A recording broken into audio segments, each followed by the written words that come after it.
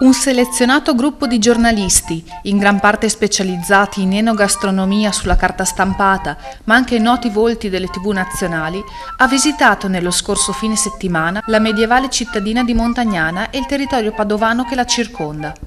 A richiamare i professionisti nella città murata è stato l'Educational Tour, organizzato da Coop Services per conto di AGC Veneto, con la compartecipazione della Camera di Commercio di Padova e l'intervento concreto di alcune realtà economico-produttive e del settore dell'ospitalità che operano nel territorio. Abbiamo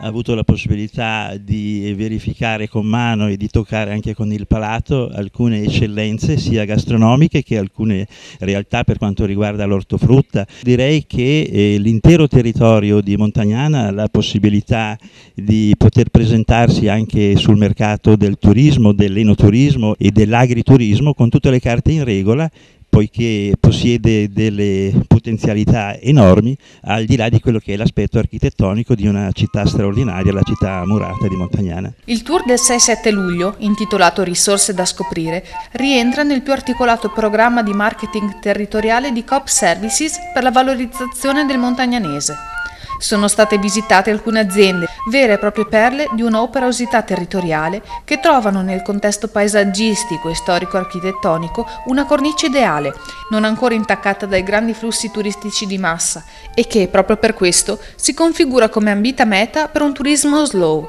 dove è bandito il mordi e fuggi. Mi ero ripromesso da tempo di venire da queste parti, di tornarci dopo tante toccate e fughe, e devo dire che sono rimasto veramente sorpreso non solo dalla piacevolezza, dell'ospitalità, ma anche della generosità di questa terra, ma di quelle che sono le sue caratteristiche, alcune bellezze. Scoprire per esempio, come abbiamo fatto oggi, che si fanno delle mozzarelle di bufala che non hanno nulla da invidiare a quelle ben più celebrate del napoletano, e scoprire la merlara mi pare che insomma non sia una cosa da tutti i giorni, oppure toccare con mano la realtà di come vengono fatti i prosciutti, di come vengono fatti i salumi, ma aggiungerei soprattutto anche la frutta, il contatto con i vigneti, e infine direi l'ospitalità. La città mi piace Montagnana e devo dire che ha ragione il mio collega Pecchioli quando dice che bisognerebbe incrementare di più, farla conoscere di più, perché il turismo qui dovrebbe essere una delle componenti fondamentali per garantire non solo l'adeguata pubblicità a questa realtà, ma anche per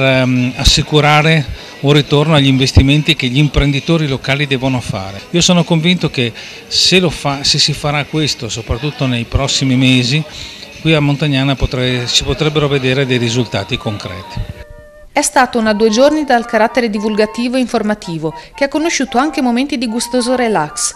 sia ai tavoli della fattoria didattica, con i piatti della cuoca Roberta Libero, sia nelle accoglienti strutture ricettive nel cuore di Montagnana, dove non è mancata una cena tutta improntata sulla tradizione e sui prodotti del territorio, cui hanno partecipato tutti i protagonisti che hanno contribuito alla riuscita dell'evento.